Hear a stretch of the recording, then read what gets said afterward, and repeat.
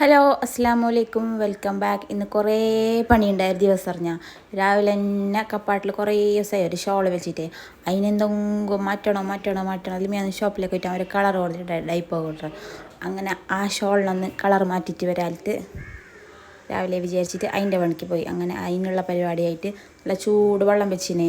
ഇത് dye fix colour ഷോപ്പിലെല്ലാം കിട്ടും നമുക്ക് എങ്ങനത്തെ വേണ്ടതെന്ന്. ഞാൻ റെഡ് വിചാരിച്ചിട്ടുണ്ടായത്, പക്ഷേ ആയിട്ട് വന്നിട്ടാകുമ്പോൾ ഒരു വേറെ കളറായി.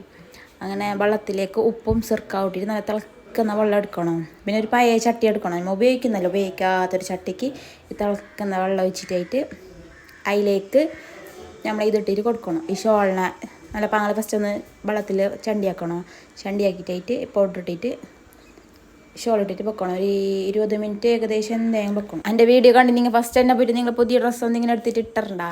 പിന്നെ കുറേ കണക്കും കാര്യമെല്ലാം ഉണ്ട്. അതെല്ലാം നിങ്ങൾ യൂട്യൂബ് നോക്കിയിട്ട് പാങ്ങല പഠിച്ചിട്ടായിട്ട് ഫസ്റ്റ് പഴയ ഒരു ഷോളിലൊന്ന് ട്രൈ ആക്കണം. എന്നിട്ടായിട്ട് പുതിയ ഷോളിൽ ആക്കിയാൽ കഴിയാവേ. ഞാൻ റെഡ് വിചാരിച്ചതല്ലേ, പക്ഷെ ഞങ്ങൾക്ക് കിട്ടിയതൊരു ലൈറ്റ് ഓറഞ്ച്. പക്ഷെ ഞങ്ങൾക്ക് ആ കളർ നല്ല ഇഷ്ടപ്പെട്ടിരുന്നു, നല്ല ഉണ്ടായി കളർ. അങ്ങനെ അതിന് 20 മിനിറ്റ് റെസ്റ്റ് ചെയ്യാൻ വെച്ചിട്ട് പിന്നെ എൻ്റെ നല്ല അടിപൊളി മാങ്ങ കിട്ടിയിട്ടുണ്ടായി. അതിനെ നല്ല അച്ചാറിടാൻ എന്നിട്ട് ചട്ടിയെല്ലാം എടുത്തിട്ട് നല്ല ചെറിയ പീസാക്കി, ചെറിയ കുറച്ച് വലിയ പീസ് തന്നെ ആക്കി. ഞാൻ മാപ്പിൾക്ക് ഇഷ്ടമില്ല അത്ര ചെറിയ പീസ്, കുറച്ച് വലിയ പീസ് തന്നെ. അങ്ങനെ ആ മാങ്ങാൻ്റെ പണിയെല്ലാം കഴിഞ്ഞിട്ടാകുമ്പോൾ ഞാൻ വാഷിംഗ് മെഷീനിലിട്ടിട്ട് ഡ്രൈ ആക്കിയിട്ടതാ. നല്ല ലൈറ്റ് ഒരു ബേൺ ഓറഞ്ച് നല്ല പറഞ്ഞില്ല, അതിൽ നല്ല ലൈറ്റ് കളർ നല്ല ഇഷ്ടപ്പെട്ടു ഞങ്ങൾക്ക്.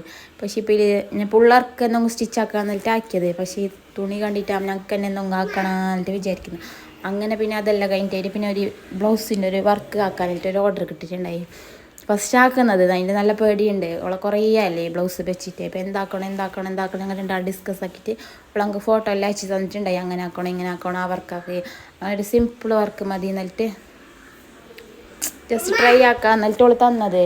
പക്ഷെ അവൾക്ക് ആക്കി കൊടുത്തിട്ട് നല്ല ഇഷ്ടപ്പെട്ടിട്ടുണ്ടായി. നമ്മൾ വെറുതെ വിചാരിക്കുന്നത് നമ്മളെ കൊണ്ട് പറ്റില്ല, ആക്കാൻ കഴിയില്ല, അങ്ങനെ ഇങ്ങനെയെന്നല്ല.